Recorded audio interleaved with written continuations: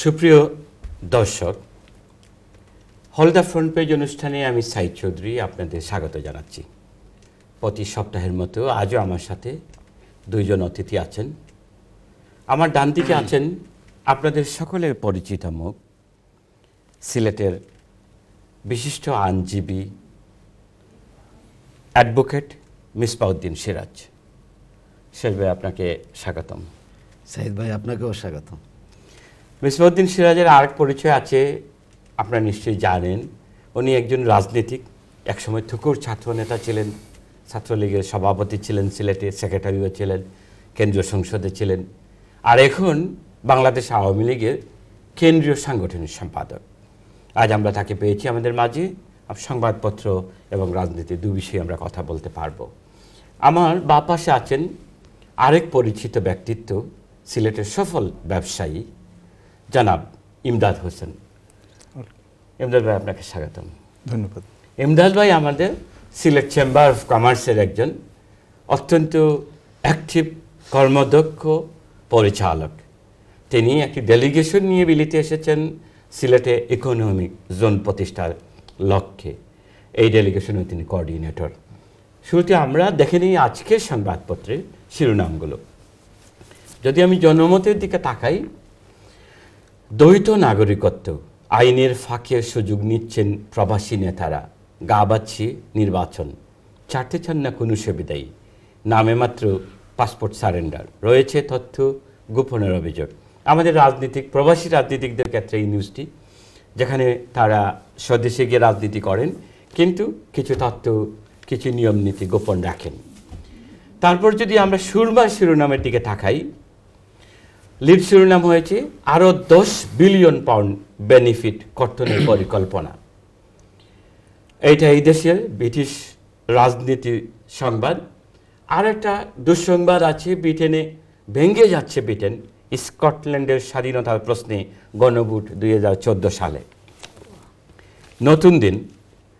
নতুন দিনেও ব্রিটেনের জনজীবন নিয়ে শীর্ষ শিরোনাম করা হয়েছে, মিনিমাম ওয়েজেস 11 পেন্স বৃদ্ধি, আয় পরিবর্তনের তথ্য HMRC ও লোকাল কাউন্সিলকে জানাতে হবে, বেনিফিট পেতে ফের ভোগান্তি। তারপর আছে এসব বদমাইশ ছেলের দরকার নেই শিক্ষামন্ত্রী, পুলিশের সামনেই অস্ত্র উছিয়ে গুলি।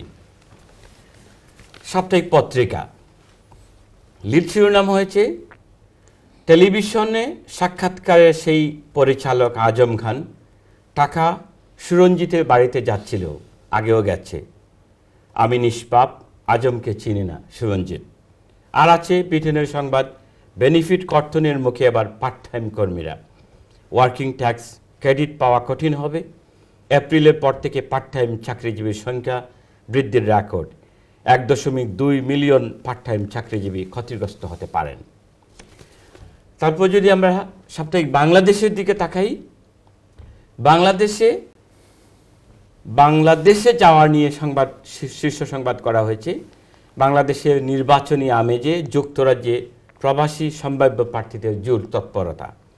এখানে একজাক বাংলাদেশিদের কথা বলা হয়েছে, যারা স্বদেশে যেতে চান, সেখানে গিয়ে এমপি হতে চান, মেয়র হতে চান, মন্ত্রী হতে চান, তাদের কথা আমরা পরে আলোচনা করব। সাপ্তাহিক ইউরো বাংলায় দুর্নীতি তদন্তে বিশ্বব্যাংকের প্যানেল ঘোষণা, আইসিসির সাবেক প্রধান 3 সদস্যের কমিটির নেতৃত্ব দেবেন, এটা পদ্মা সেতু নিয়ে সংবাদ। আর আছে সুরঞ্জিতের বাড়িতেই যাচ্ছিল টাকা, বেসরকারি টিভি চ্যানেলে ড্রাইভার আজম খানের সাক্ষাৎকার। তারপর আছে লন্ডন বাংলা, দ্য টেলিগ্রাফের জরিপ, ব্রিটেনের শীর্ষ প্রভাবশালীদের তালিকায় মেয়র লুৎফুর রহমান, আমাদের টাওয়ার হ্যামলেটস কাউন্সিলের নির্বাচিত মেয়র, বাংলাদেশি প্রথম নির্বাচিত মেয়র লুৎফুর রহমান সম্পর্কে টেলিগ্রাফের জরিপ। আর আছে উত্তপ্ত বাংলাদেশ, ঢাকায় শিক্ষকদের উপর পুলিশি হামলা, দেশব্যাপী বেপরোয়া ছাত্রলীগ, দেশের ধর্মীয় উপাসনালয়ে নিরাপত্তা জোরদারের হাইকোর্টের নির্দেশ, বিএনপি অফিস তালাবদ্ধ।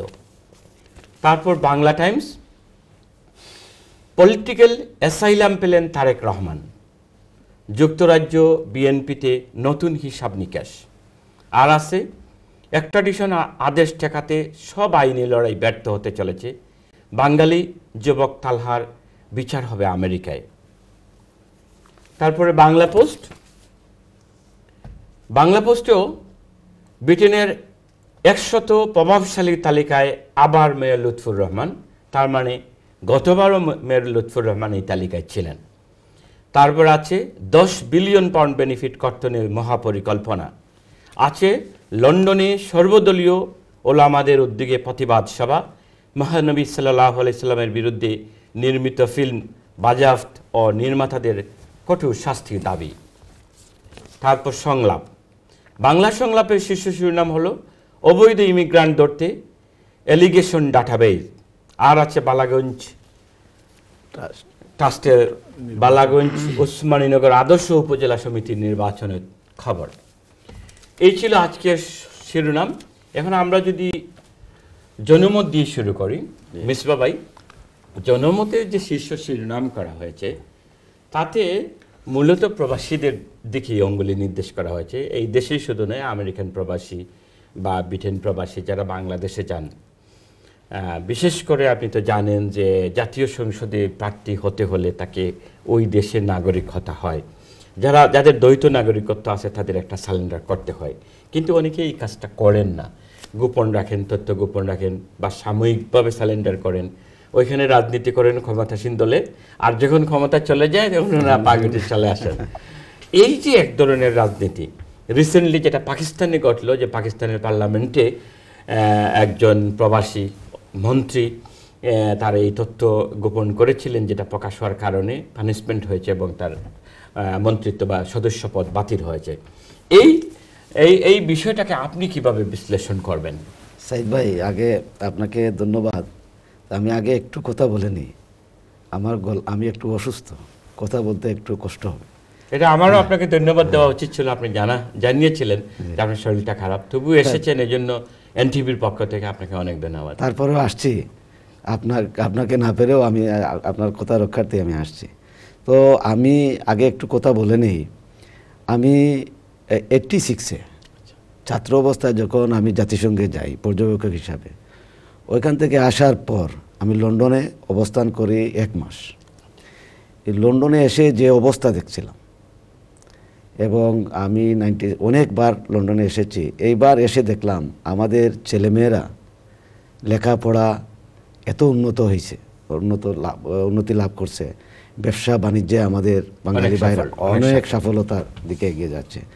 এর পিছনে আমাদের প্রবাসী মা ভাই বোনেরা তাদের ছেলেমেয়েদেরকে যত্ন নিচ্ছেন, গড়ে তুলছেন, এটা ভালো অবস্থায় নিয়ে আসছেন। এটা আমি মনে করি বাংলাদেশের একজন নাগরিক হিসাবে আমাদের পিতামাতা যারা এখানে আছেন তাদেরকে আমি ধন্যবাদ জানাই, কৃতজ্ঞতা জানাই। আর বিশেষ করে মিডিয়াকেও, এই স্বাধীন পেশায় যারা নিয়োজিত আছেন তারাও আমাদের বাংলাদেশের সকল সুখে দুঃখের খবর এবং আমাদের ছেলেমেয়েরা যে এগিয়ে যাচ্ছে সেটা প্রচার করছেন, তুলে দেওয়ার চেষ্টা করছেন। হ্যাঁ, আমি সবাইকে ধন্যবাদ জানাই। তো এটা দ্বৈত নাগরিকত্ব নিয়ে যে কথাটা আপনি বলছেন, এটা স্বাধীনতার পর সর্বকালের সর্বশ্রেষ্ঠ বাঙালি জাতির জনক বঙ্গবন্ধু শেখ মুজিবুর রহমানই উদ্যোগ নিয়েছিলেন দ্বৈত নাগরিকত্বে, মানে আমাদের প্রবাসীদের দ্বৈত নাগরিকত্ব দিয়ে সুযোগ সুবিধা। আমরা চাই যে আমাদের দেশের প্রচলিত আইন রয়েছে, যেখানে আমাদের দেশের ভোটার হতে হবে এবং আমাদের দেশের নাগরিকত্ব হতে হবে, তারপরে সে পার্লামেন্টে নির্বাচিত হবে।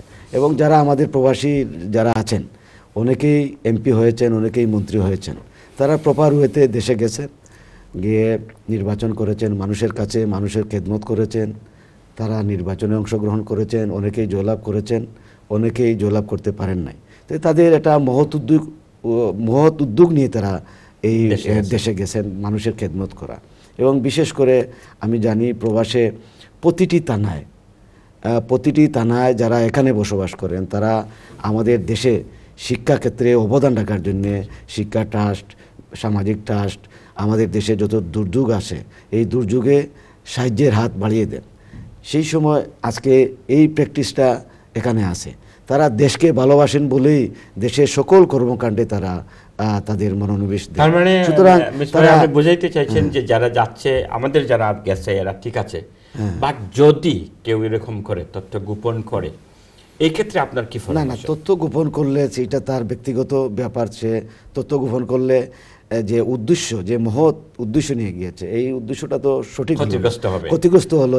যে আইন তৈরি করতে যাবে সে যদি আইন না মানে তাহলে এটা তো খুবই দুঃখজনক। এবং বিশেষ করে বিদেশ থেকে যারা যায়, উন্নত বিশ্বের আইন ল সবকিছু জেনে শুনে গিয়ে পার্লামেন্টে গিয়ে আমাদের দেশ কি সুন্দর পথে এগিয়ে যাবে, কি ধরনের আইন করতে হবে, তার এই মেধা আমাদের সংসদে আলোচনা করতে হবে। দেখি একজন ব্যবসায়ী হিসাবে আমাদের জামাত ভাই, আপনি এই বিষয়টাকে কিভাবে বিশ্লেষণ করবেন? এই যে দ্বৈত নাগরিকত্ব, বিশেষ করে যারা প্রবাসী দেশে গিয়ে যে এমপি হন বা মেয়র বা চেয়ারম্যান হন, এদের আপনি কিভাবে দেখেন? জি, ধন্যবাদ আপনাকে। আমি প্রথমেই এনটিভি পরিবারকে ধন্যবাদ জানাই, আপনাকে ধন্যবাদ জানাই আপনাদের আজকের এই অনুষ্ঠানে আমাকে আমন্ত্রণ দিয়ে এখানে নিয়ে আসার জন্য। আসলে আমাদের নেতা আমার শ্রদ্ধেয় মিসবাহ ভাই সুন্দর করেই বলেছেন যে আমরা যদি দেখি আমাদের বাঙালি জাতির মহান অর্জন, আমাদের মহান মুক্তিযুদ্ধ, এই মহান মুক্তিযুদ্ধ থেকে শুরু করে এই মহান মুক্তিযুদ্ধে বিশেষ করে এই প্রবাসী আমি বলি না, এই ব্রিটেনে যারা আমাদের স্বজন, যারা বাঙালি ভাইরা আপনারা বসবাসরত, আপনাদের যে অবদান সেই সময় থেকে শুরু করে অদ্যাবধি, যে আপনারা বাংলাদেশের ইকোনমিতে আপনাদের যে অবদান, শিক্ষাক্ষেত্রে অবদান, সামাজিক ক্ষেত্রে অবদান, সেটা কোনোভাবেই অস্বীকার করার মতো না। বাঙালি জাতি,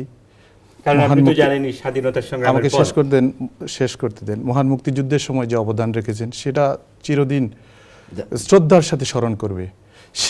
সেই ধারাবাহিকতায় অদ্যাবধি আপনাদের সেই সাপোর্ট জাতির প্রতি, দেশের প্রতি রয়েছে। নির্বাচন আসলেই আমরা দেখি যে আমাদের যারা নেতৃবৃন্দ এখানে আছেন, এখানেও রাজনৈতিক দলের সাথে ওনারা সংশ্লিষ্ট, ওনারা প্রার্থী হওয়ার জন্য যান। তো আপনি একটা প্রশ্ন করেছেন যে তথ্য গোপন, এখানে আমি মনে করি এটা নৈতিকতার প্রশ্ন। কারণ রাজনীতির উদ্দেশ্যটা কি? জাতিকে আপনি সেবা দিবেন, আপনি দেশের উন্নয়নের জন্য নিজেকে নিবেদিত রাখবেন। তো এখানে তো আপনি যদি স্টার্টিংটাই আপনার সঠিক না হয়, রং হয়, তাহলে আপনার কাছ থেকে আমি কি আশা করতে পারি? সেদিক থেকে যারা প্রার্থী হতে চান তাদের যোগ্যতা রয়েছে, মেধা রয়েছে, আমরা ওয়েলকাম জানাই বাংলাদেশে ওনাদেরকে, মোস্ট ওয়েলকাম। ওনাদের মেধা, ওনাদের যোগ্যতা দিয়ে দেশকে এগিয়ে নিয়ে যাবেন, কিন্তু আমাদের প্রচলিত আইন ওনারা মেনে চলবেন। আর আমি একজন ব্যবসায়ী হিসেবে, আপনি বলেছেন, তো আমি ব্যবসায়ী হিসেবে আমি বলবো যে আমার মানে বিদেশি ভাইদের কাছে আমার আবেদন থাকবে যে শুধু নির্বাচন আসলেই আপনারা আসবেন, এটা তো ঠিক না। আপনারা ভালো অবস্থানে আছেন, অর্থনৈতিক অবস্থা আপনাদের ভালো রয়েছে। আমি চাই আপনারা ইকোনমিতে সরাসরি বিজনেসে চলে আসেন। আলোচনা করবো আমাদের বিরতির পরে। আমরা একটা বিরতিতে যাচ্ছি, সুপ্রিয় দর্শক, ততক্ষণ আমাদের সাথেই থাকুন।